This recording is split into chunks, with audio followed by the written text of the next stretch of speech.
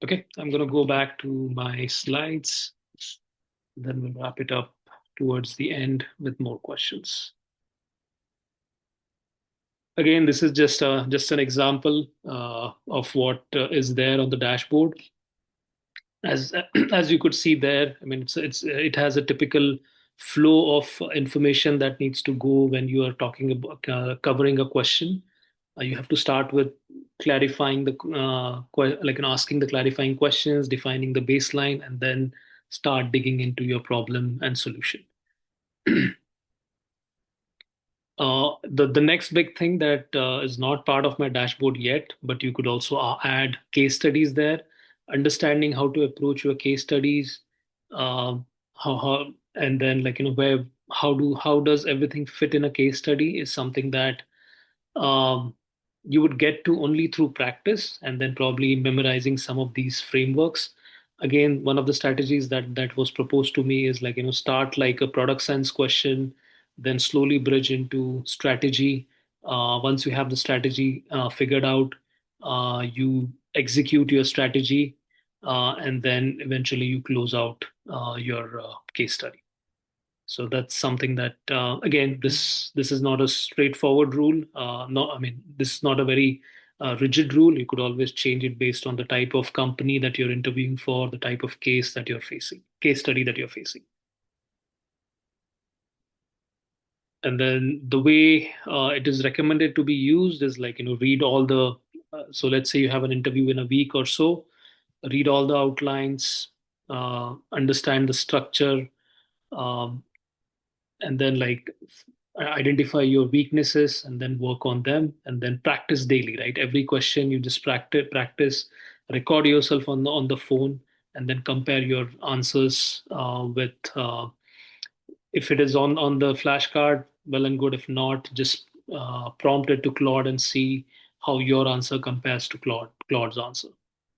And then when you get close to it, just keep practicing, and practicing under pressure, time yourself, and yeah, just pick up really new questions and try to answer them.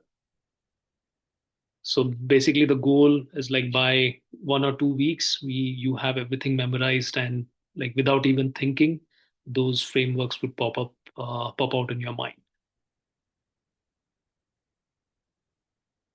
So, okay, yeah. I mean, I guess this is more about what I have done as part of this exercise. Uh, is again creating those mental models as I've been repeating, structure and outline for every scenario. Basically, not memorizing, but I think internalizing is the right word. The more you practice, the more you try it out with to solve different problems.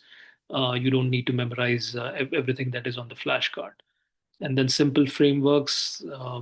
We all I guess by now we know all of these frameworks pretty much, we know we have them memorized by now, so we can use these standard formats. But the frameworks are much more broader and there's more to it, so yeah, no point in memorizing them.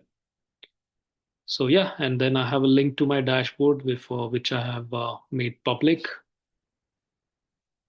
And then we have the final question and answer section. I know I've covered a lot.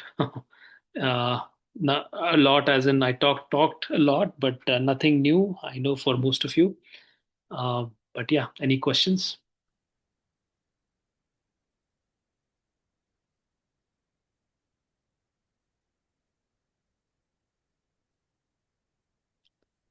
Give me a second here. I think there's one in the Q&A button. Yeah, let me. Oh, give me a second. Hang on. Chat.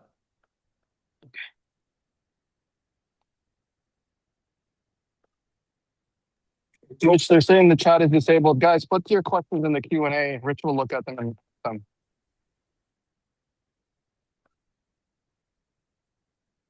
All right, chat.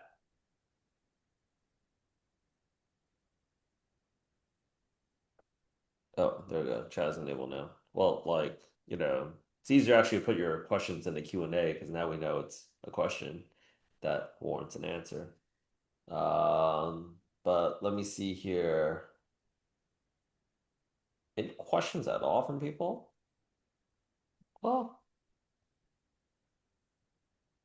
going once, going twice. No? I guess everyone has already memorized all the frameworks. Nah, fam. Ramon, I have a question. I have a question. Did you update this every time you went through an interview process or something? Uh, I lost you a bit. Can you repeat that? Sorry. Did you update this, like your questions, every time you went through an interview process? No. So most of these frameworks were all from Claude, but you can actually manually add to this based on the company that you're interviewing for and create your own question base and a sample answer for those questions.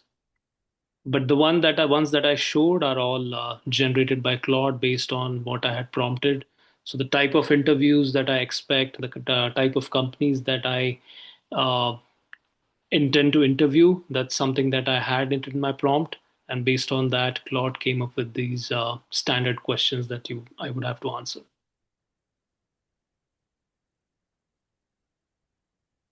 Does that answer your question? Yes. Cool. Okay, can you describe again your process of leveraging Gemini, Claude, and Lovable? So, I think as we usually do with Richard's session, I followed the exact same thing. I kind of put in my background. I put in a couple of positions that I usually intend to apply to, and then based on that, I created a prompt in Gemini saying that I want to create a prompt for Claude uh, to create a specific prompt for me to build an app with all the requirements that I had, and then put that. So Gemini created a prompt for me to put it into Claude, and then based on that, Claude again, I mean, it created a really detailed prompt for me to put into Lovable, and then Lovable created the app for me. So I can show you how it was done. Just give me a sec.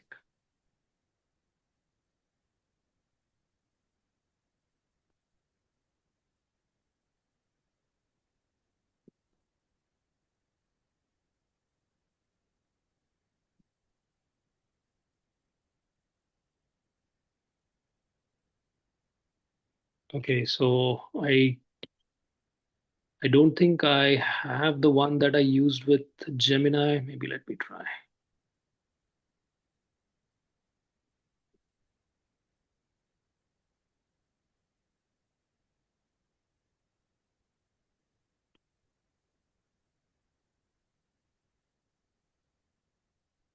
My Chrome is like crying for help.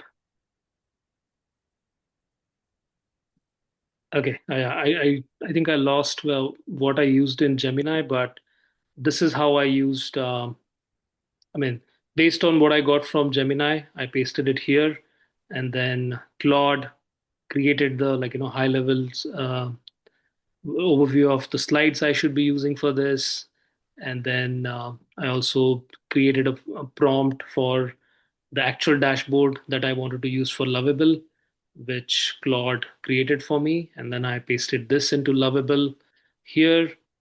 And then I mean, of course, it gave me a little bit of issues here. It wasn't the way I wanted. Then I kind of gave some follow-up prompts to make sure it gets to a point where I wanted it to be. Uh, I hope I answered your question.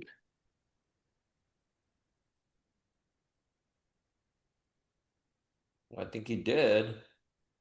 Okay. I've only heard of circles. Is any framework more commonly requested by interviewers to use? Uh, I'm not aware of any other. I mean, if you Google it, you should definitely find more frameworks. We search right now. I mean, what's your take on that? Are people still really using these frameworks? Like, I was just about to ask the same thing. like, I don't think I don't think they really are. I mean, but somebody can go out there and actually kind of prove me wrong. Hmm. Okay, give me a second here. I think right now we're on. Yo, we got Catherine from Boston. How's it going? Hey, good. How are you? Not too bad. Hope the weather was nice over there too. Give me a second. Why not start directly on Claude? Did you experiment at all? Curious what value add it provided starting with Gemini each time before going to Claude. Um, you want to go ahead and take this, Pramod? Um, I mean, I've learned it from you, Richard, but I think the value there is like Gemini is really good at comprehending really layman language, what you want to do. You can just like give it in a very raw format. Claude probably needs it a little more structured. And as I think in one of the sessions as well, right? Even if your final output cannot be based on the prompt that you give, because the prompt needs to be really structured. So the more loops you go through before getting to a prompt which delivers you the final product, the better output you would get. That's my take. I mean, Richard, you want to add something to it? Yeah, definitely. So, for starters here, it takes about, I think, Catherine, I think for these workshops, have you guys all seen me like basically voice prompt, right? Yeah. Yeah, okay. So the more information that you are popping into the LLM, the better the results you're going to go ahead and get as a result of it. The more context it basically has. So it would probably take you about, depending on how complex the work that you are actually doing, right? So in this case, we're actually talking about building. Um, yeah, there's so many different directions that Pramod could have gone with it. Like if Pramod, you really wanted, I think, to spend a little bit more time to actually do like a full-on product management voice mock interview partner. I think you're kind of seeing right now with the training that we've provided, you can actually go out there and take it there.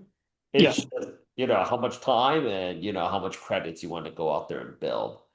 In order for you to get something like that specific, and you're probably going to need to go out there and every single prompt that you originally created, you're probably going to have to create 2 to 3 prompts to just keep on getting it more specific, more specific, more specific, more specific, more specific. I don't know if y'all have noticed, but Claude, it seems like I do this. I work crazy hours. I do 18 hours worth of work, like close to like anywhere between 16 to 18 hours worth of work. Well, not today because I was too busy getting lit. But like I've noticed right now that my usage is capping off a lot faster these days than it was. There's a reason for that. Claude has been a lot more popular. You got a lot more people using it, right? So if you want to throw all of your brainstorming and just completely max your usage out, by the time that it basically gets good, you don't really want like, by that point, you don't really want your usage capped. Hopefully, does that make sense, Catherine? Yeah, no, that makes sense. Thank you. I guess I was wondering more from like a tool perspective, but you answered it at the end. I was wondering more because sometimes for me it's more of a conversation or it's kind of fine tuning, going back and forth to make the prompt better. Um, Uh-huh. and meaning almost anytime I'm never getting the prompt initially, it's a conversation and then it gives me ideas. We go back and forth and then I get a better prompt. But I guess I meant more from like feeding it into one versus another. In other words, going from Gemini to Claude, but it sounds like in this case here, it's like more economics than anything else. I mean, I don't mean go like the whole process makes sense going fine tuning it, but I mean like specifically starting with Gemini and going to Claude just so you don't use up all your Claude tokens. That and the other thing here is, I mean, Google already has like the thing that we also have to understand about the AI race right now, at least domestically in America, is Google already has access to us as customers. I don't know anybody that's not on Google Maps, Gmail, Google Calendar. They've effectively replaced, like, I don't know, for those of us who are old enough, Microsoft Outlook. I literally just got a DM that somebody asked me what's that. But like they've already replaced us, right? So if you're talking about doing like deep research where it's actually scouring the web actively right now. Let's just say if I wanted to go out there and research like all the fear marketing that Claude has put out, which I'm going to talk about in a freaking quick second. Um, that amount of token usage that they're doing, you don't want to do that on Claude. You want to blow that load on Gemini, take that data and then pop it back into Claude to get the output that you really want. So if you guys think about it in the form of like a ninja blender, chop up all your fruits and vegetables first before you pop it in there. Could you throw in whole apple? Yeah. Probably don't want to do that. So that's the whole thing. It's economics. The other thing I think it's also important to go ahead and note is basically this. When you're just utilizing Claude Chat, you can only maximum add in 20 screenshots or 20 artifacts in there. Google can actually take on a lot more information. So if I need to go out there, it's crazy. We had Claude and Gemini analyze all of our YouTube channels, right? And just a screenshot, and it was like getting really sick and nasty with it. And I was just thinking it was great. And then boom, it was like, yo, you hit your limit for 20 photos. I'm not gonna have that problem with Gemini. I can take all of the data, like what are the most viewed videos, what are some like hashtags, comments, anything that I want to know to go out there and keep on making more money with our YouTube. I can pop all of that in there into Gemini first, have it just distill it, and then now I can take all of that information now and I can literally say, I want this all exported onto a Google Doc or a spreadsheet that I can immediately plug into Claude so I can get this. Claude is really that final finishing agent. If you're talking about just raw brainstorming, Gemini and Grok is actually where you want to spend your time. Cool? Uh, Hopefully that makes sense for y'all. Give me a second here. Let me get to the next question. What type of questions did you get around AI in the interviews? I've noticed the interviewers will randomly ask you questions on AI. Pramod? Yeah, I haven't integrated those, but I think again, if you go through the similar exercise and modify your prompt, I'm pretty sure Gemini, Claude, and Lovable together would add really useful information about AI related questions as well. I can give it a shot and then update my flashcards or dashboard, whatever you call, and then we'll see how that goes. But yes, I think I missed the AI related questions, which I think is a very common topic of any PM interview. So yeah, I think I will cover that next. Yep. Thank you, Curity. Give me a second here. FYI. Oh, Emily, thank you so much for that. It's like, can you describe your process of leveraging Gemini, Claude, and Lovable? I think we kind of answered that. Um, But to sum it up is this: Gemini, great for brainstorming. Claude is great for creating the final outputs in terms of like of what your prompts want to create. If you're talking about that actual aesthetic for Lovable, it's design-wise, Lovable is still the best.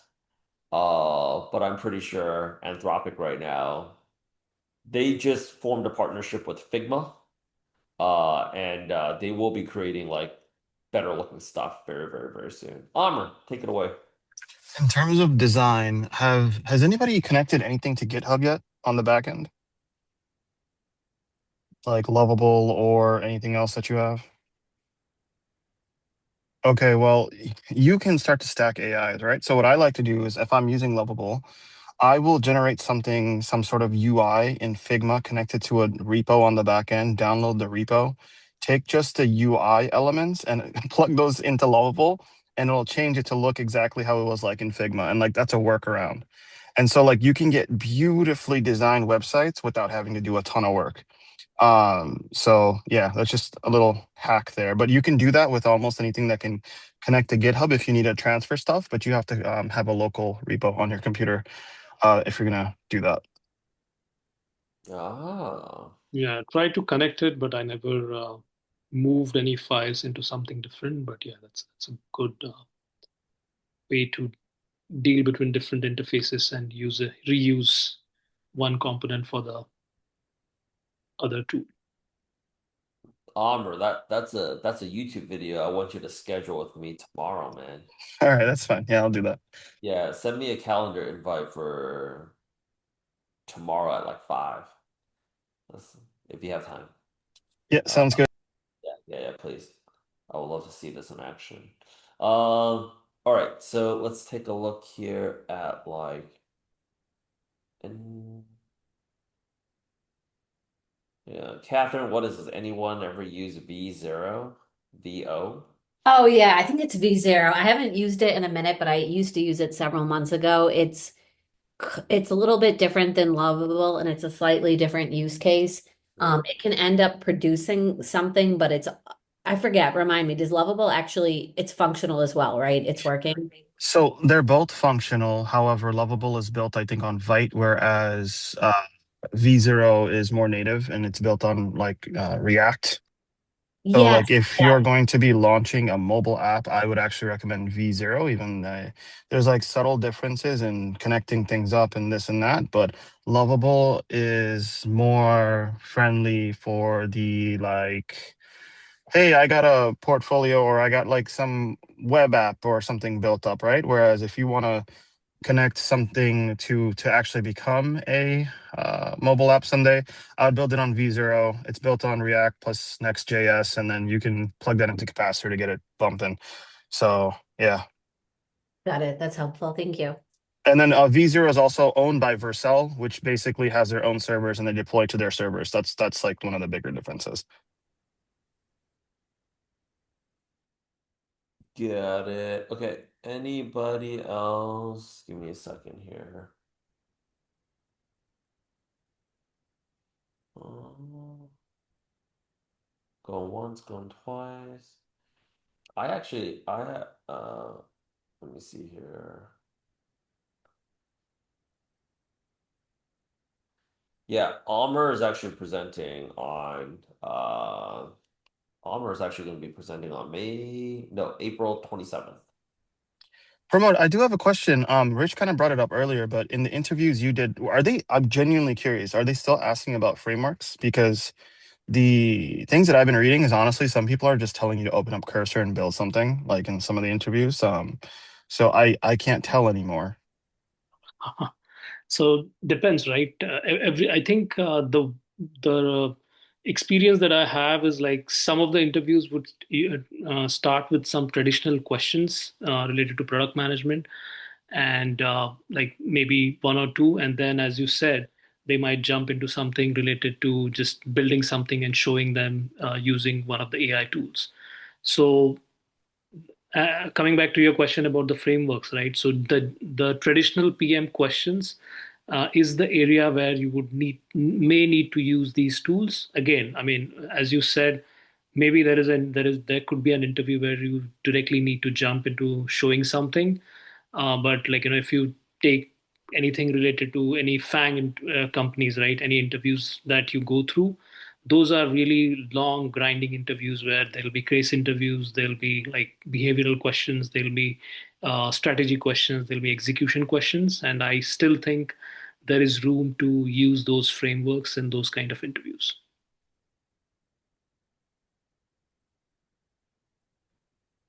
Yeah.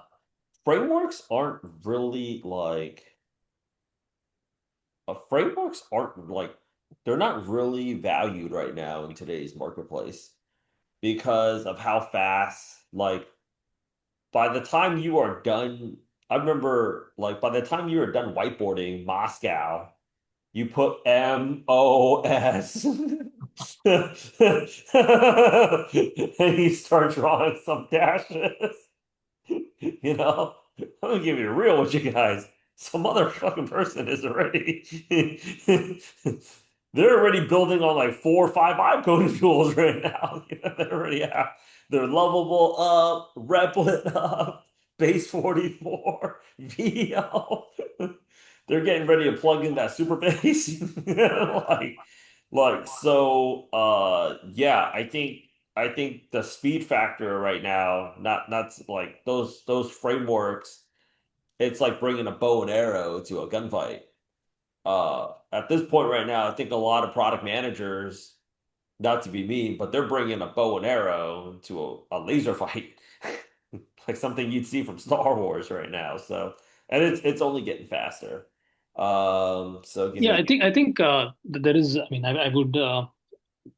I agree to most of what you said, but when you get to that prototyping and showing something, right, that's probably the final stage where you have an idea about how you would solve the problem. But before that, like as I said, right, most of the problems related to marketing strategy, how you address customer needs, those still need a very traditional way of thinking, and the way you think and like solve that problem, these frameworks, and you don't have to say M or O or S or C O W. It's just about how you approach things and how you solve the problem with the interviewer. So that's where the frameworks would be useful. But yeah, I agree with you. The speed matters a lot now, and in real life, you don't even need to go through that most of the time.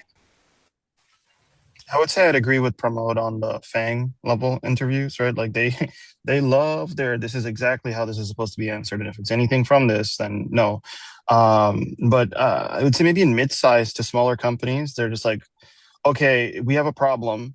How do you solve this? And then you can talk for like 5 minutes on how you might go about it, but go build me something right now, like, and then show me you can make me money is kind of what I'm seeing. But yeah, I think it depends on the company you're interviewing with. Agreed. Yeah, give me a second here. Amr, send the I just texted you back. Send the invite over to that text. Give me a second here. Let's take a look at the questions. Curious what AI folks have found to be the biggest game changer as it pertains to landing a new gig specifically or upping your game. Curious of the particular tool or particular task or the use case. I'll tell you right now, Catherine, biggest one is going to be YouTube.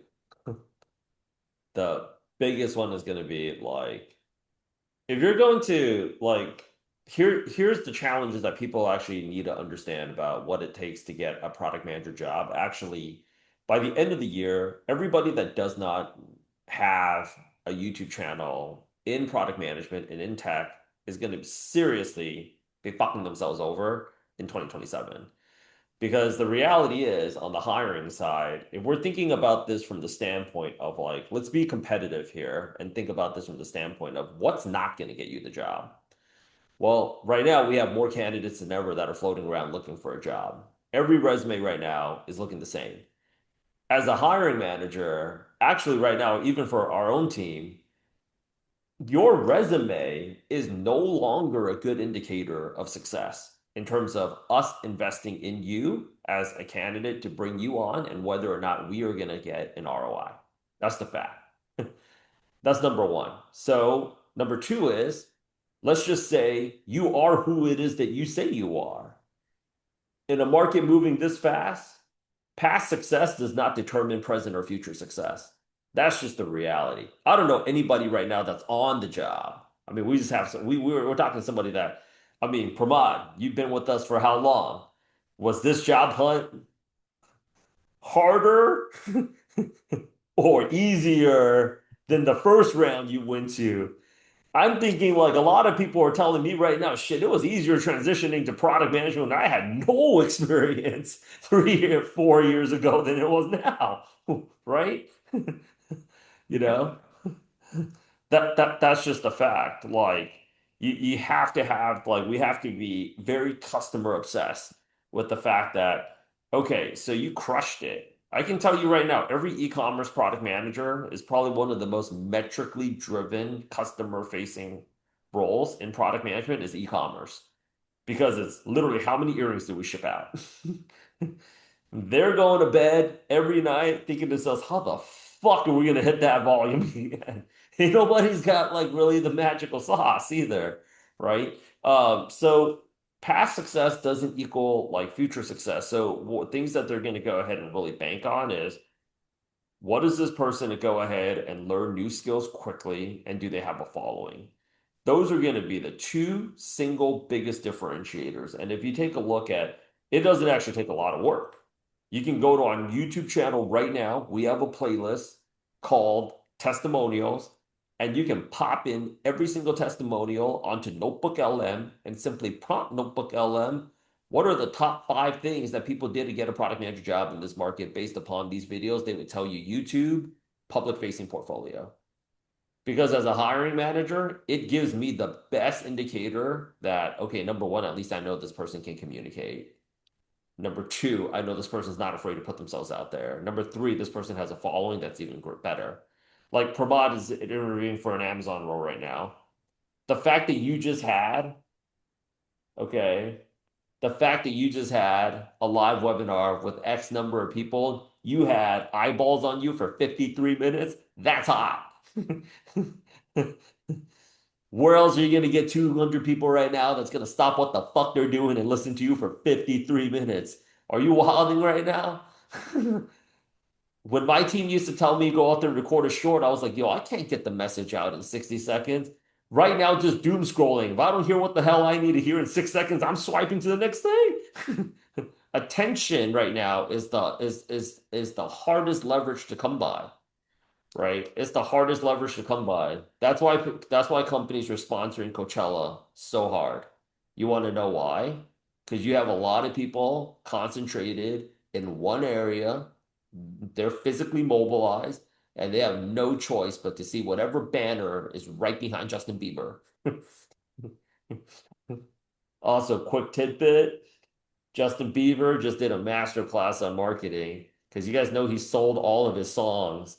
So he legally cannot perform his songs, but he did find a way out. He can play it on YouTube and have it on a screen and sing along to it, though. That was wild, dude.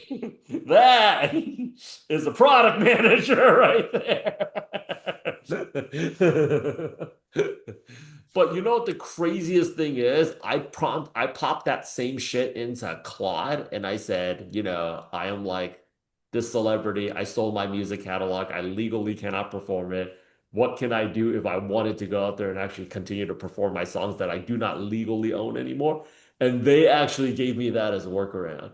That's a YouTube video that's coming out real soon, but it's crazy. So it gets back to like if you're prompting it, if you're prompting the machine, I think if you're being very intentional about it, which I don't know how you're going to be able to do it without voice prompting because you got to give it a lot of context, you're going to be very amazed what kind of strategies it can go ahead and provide for y'all, you know.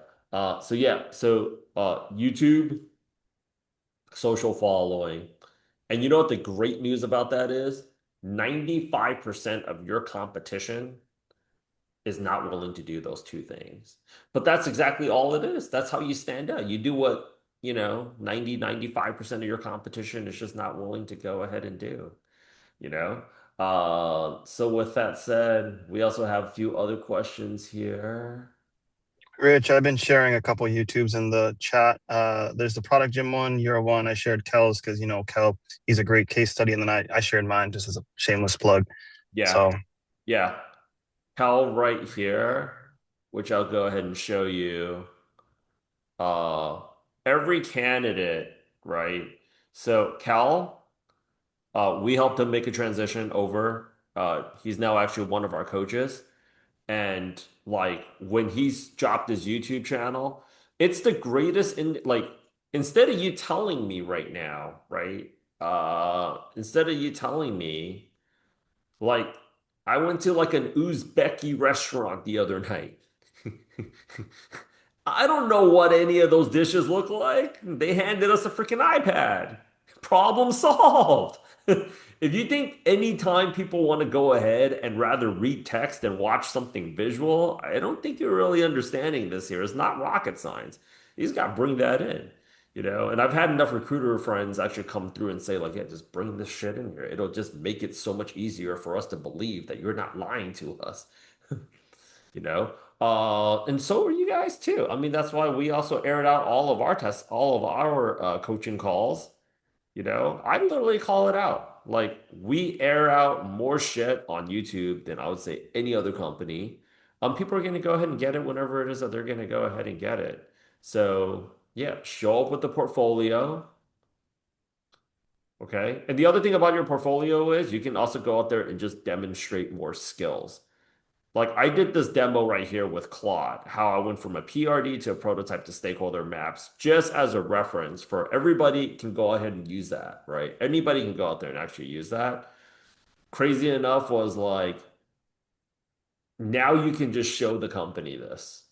You don't need to like, you don't need, you're expecting people to go out there and be able to use their imagination is tough, you know? So, yeah, anyways. Oh shit, we got 2 more minutes. Let me go ahead and see this. Yeah, so I want to go out there in the last 2 minutes. I want to go out there and actually give some positivity out there. If you're just thinking that, like, if you guys have not watched the latest episode of All In, you guys really should go ahead and actually watch it. It's actually pretty interesting. They talked a lot about mythos. And I want to say this. Claude, I'll distill it for you. They have really done a very good job of fear marketing because it is hilarious. Like, if you think Claude actually blackmailed somebody having an affair, trust me when I say this, a software like that definitely will not be used by the Pentagon.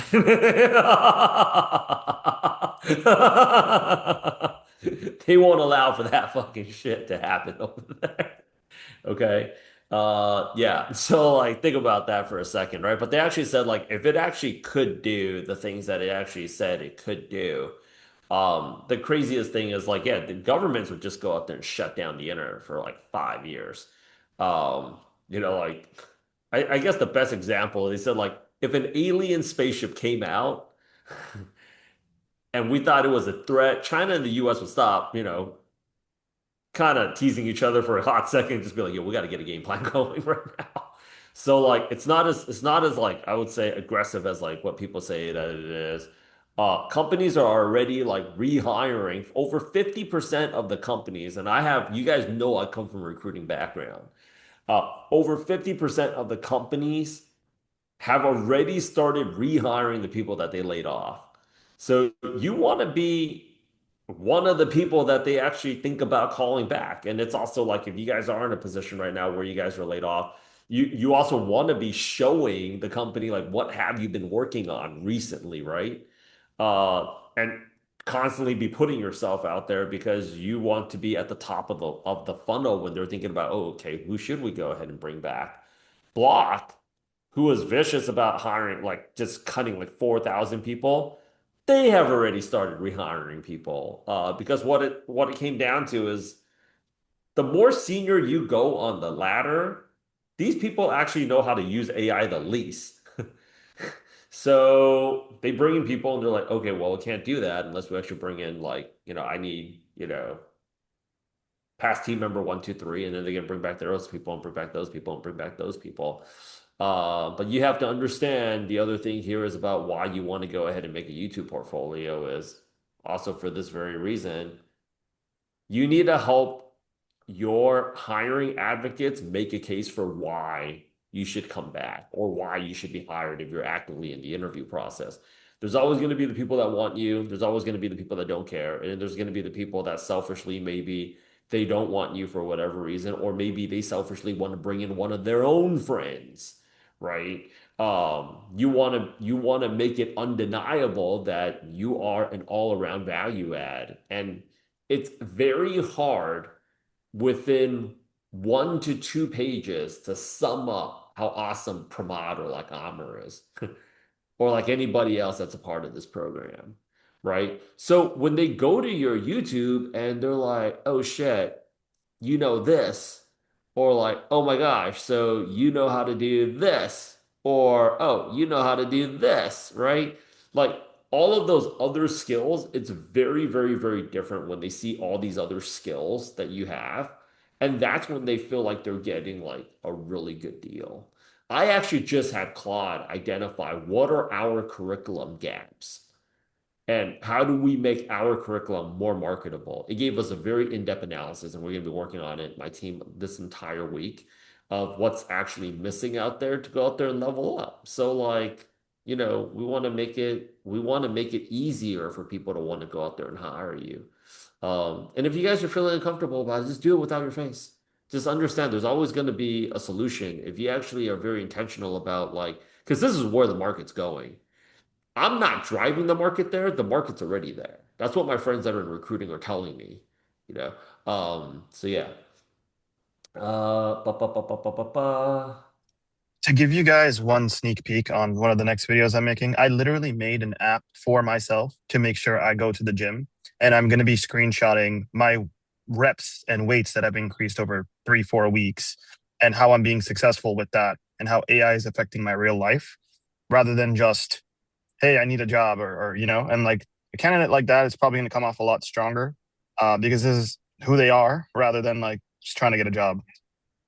So you can do a lot. You can change your own life by learning this stuff. Just as a heads up.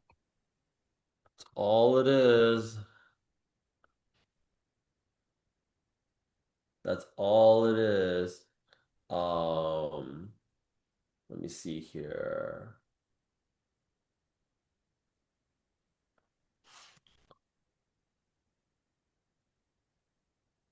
Sorry, folks, have to respond to this text. Okay, any other questions? Any other questions? Okay, my final words of encouragement right now. Build. Build in public is the hottest term that's thrown around in tech. It is the hottest term that's thrown around even for companies. This is how Lovable and Anthropic is winning. They are building in public, actually, and they're doing a pretty damn good job of it. So build in public, get loud, get out there. Um, Otherwise, you're just going to keep on going with the other person. Having said that, though, this is a fantastic time to go out there and build, build, build, build, build. Don't get caught up in all the freaking crazy ass noise that's going on out there. Everything's going to go ahead and work itself out. I really want to thank Pramod for hosting tonight. Congrats on the offer again. We got bigger and better. Uh,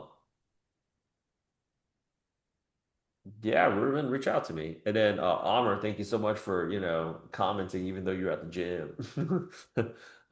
We have Give me a second here. We got some additional stuff that's actually coming out. That's going to be on Wednesday. I mean, only Monday nights from now on.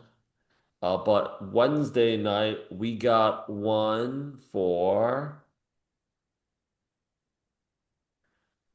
product manager compliance dashboard. This one here is going to be very hot. I can tell you that legal tech right now, compliance dashboard, and this is actually one of the biggest niches that I think you don't need to have a legal background to try to break into legal tech, but law firms, I don't know if you guys have heard of, Harvey AI. Has everybody here heard of Harvey AI? Not yet. Harvey AI. Okay.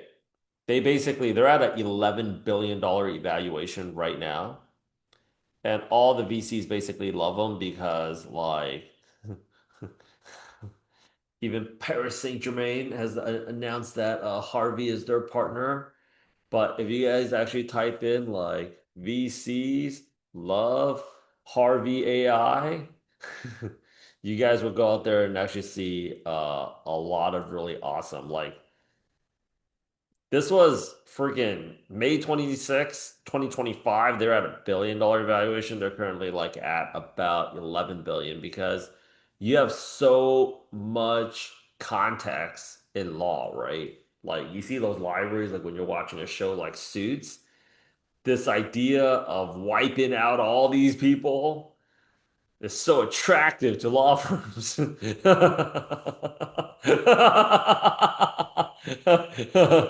But the craziest thing here is you've also had a lot of you've also had a lot of other competitors that have come up to the space inside the race to bring AI to the $1 trillion legal industry. This is also very much an industry that you guys can go out there and actually create a vibe coded copycat from.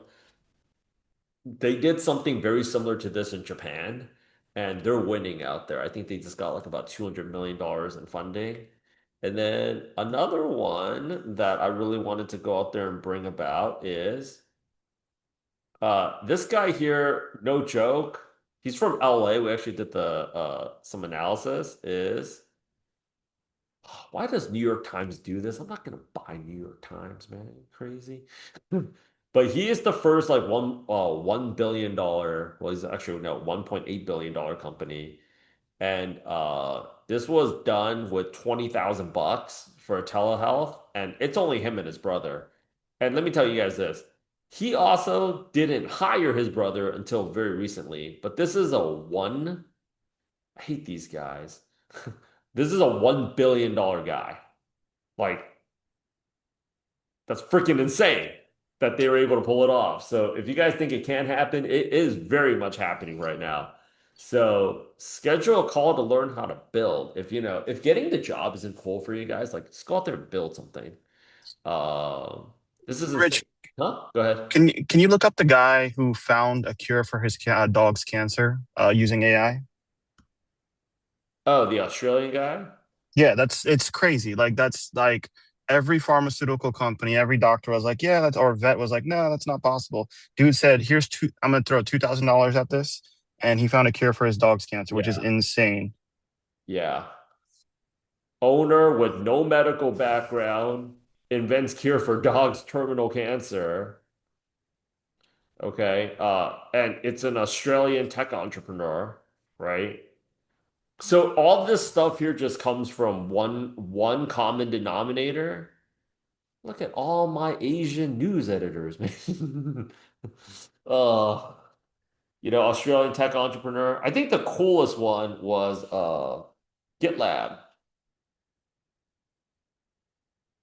This is probably like the craziest one was like the GitLab guy. He actually found a cure for his cancer. That's crazy, bro. You know, I'm not even joking. That's freaking insane, right? Like what you can do now. So when people are like, "Oh, like should I go?" No, like you guys should definitely start investing and learning these skills. It's not staying on the sidelines. Uh, So I'm gonna share something that I thought about maybe yesterday that I'm gonna start doing. And it right. came from the idea, I think from one of the last calls, someone was like, oh, I don't have HIPAA experience. Like, how do I close that gap? Go build a medical something or the other website or AI product, right? Like they will not care if you don't have HIPAA. I've been looking at a lot of legal companies. I don't have any legal backgrounds. I'm just going to generate a ton of legalese using GPT or Grok or whatever, and then try to figure out a way to like normalize all that. And then when I go into an interview, they're like, "Oh, what background do you have?" I'm just going to send them that video of me building that thing live, and boom, I'm done. Like there you go, right? Like so vertical specific whatever the specifics of being in a vertical, I think they don't. Specificity. Yeah, they don't need to be a challenge as much anymore if you're thinking outside the box, and I think I'm thinking outside the box here. So that's just some game to put you guys on. Yeah, if you can honestly right now at this point, if you can think it, and it comes down to, that's why I'm such a big fan of voice prompting. If you guys can think it, you guys can really go out there and actually get it. Um, yeah, like freaking crazy. Did you guys hear about the dude that actually he had like Claude code 700 applications? Yeah. This guy right here. He got It's a actually job after that. yeah. The guy, a developer built an AI powered job search system. Yeah, he uploaded the whole thing. It's public. Like it's right here, GitHub Santifer. Um, and the hilarious thing is people are just like still out there saying market's just bad. It's like, yeah. It's like, no. You woke up, you decided to do nothing about your situation, you know. But I thought this was probably the most inspiring story of all, which was like Sid, uh, freaking A. How the hell did he went total going founder mode on cancer. They told him like he was cooked. They're like, he's like, I have money. They're like, yeah, but you're done. He also didn't accept that. So we will be back on Wednesday here. Ba, ba, ba, ba, ba, ba, ba. Yeah, we're way over in time, 13 minutes, but we have the compliance dashboard. It's actually showing. Anyways, anybody have any other last minute questions? Going once, going twice. Oh, hang on. Oh, there he is.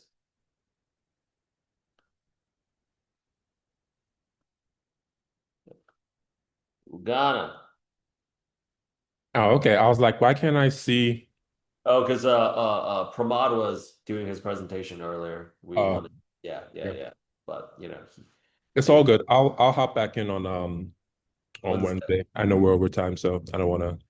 No, all good, all good, all good. We got you, we got you. Give me a second here. Okay, cool people. Pramod, thank you so much again, and then also congratulations. Thank you. Uh, Keep us up to date on Amazon, yos. We actually have somebody else that's actually in the final rounds right now at Meta. So like that's crazy. The companies that are doing layoffs are still doing interviews. And you know what that tells you? You gotta level up on the skills. All right, champs, have a good night. See you guys all on Wednesday. Thank you. Bye.